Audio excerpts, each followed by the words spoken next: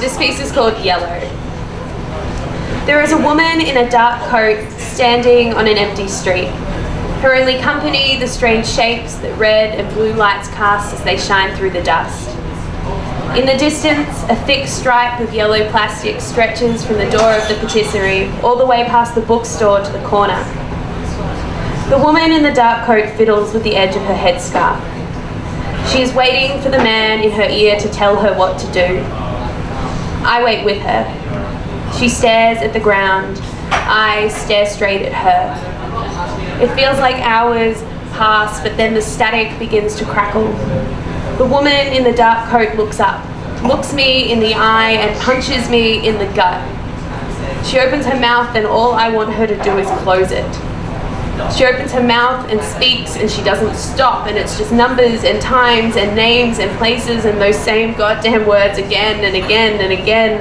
And then she's gone. She's gone and I am left standing half a world away in the middle of my living room with my toes gripping the hardwood, my hands grasping at the night air as if they will somehow be able to catch the answers that I no longer have. When I tell Mum about what I saw in the news in the morning, she says she's angry but mostly sad. She's sad for the families and the victims, the injured and the local business owners and the kids who are too scared to return to school and the people who no longer feel safe on their own streets. I nod and stay silent. Because if I speak, she will know that I am not a good person, that I am a selfish person. Because even though I'm sad and it's a tragedy and lives were lost, I'm just so angry. I'm angry that the colours of my memories have been muted, have been stained by an act of senseless violence. I'm angry because Istiklal, because Istanbul was mine. But now, it can never be the same.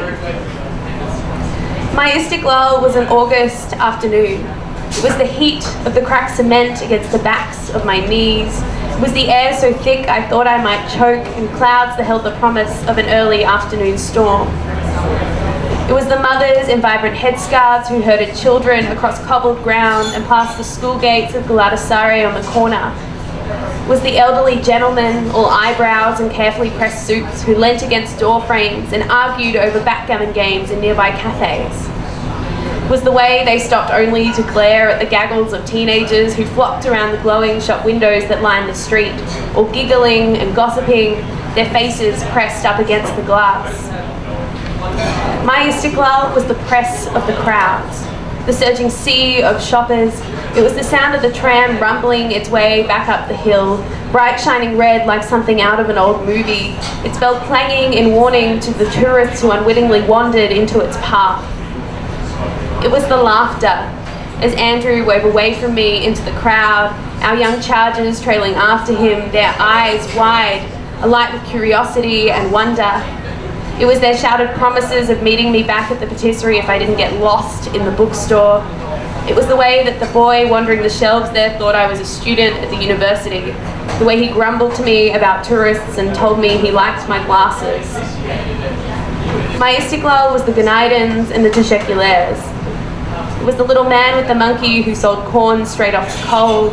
It was the sweet promise that came with the smell of powdered sugar and pistachio. It was the relief in the storm's arrival, the feel of the rain against my face as we wandered back along the Kadisi to catch the bus, all of us soaked to the skin. My Istiklal was sound and people and colour. It was yellow and the brightest of blues. It was warm and round and glowing. It was light and it was yellow, until in a single moment it was muted. And now instead there is just a woman in a dark coat standing on an empty street amongst the lights and the dust. She's fiddling with her headscarf. She's looking at the ground and waiting for the man in her ear to tell her what to do. I'm standing on the other side of the world with my toes gripping the hardwood and grasping at the air. I'm nodding at Mum and I'm keeping my mouth shut. Thank you.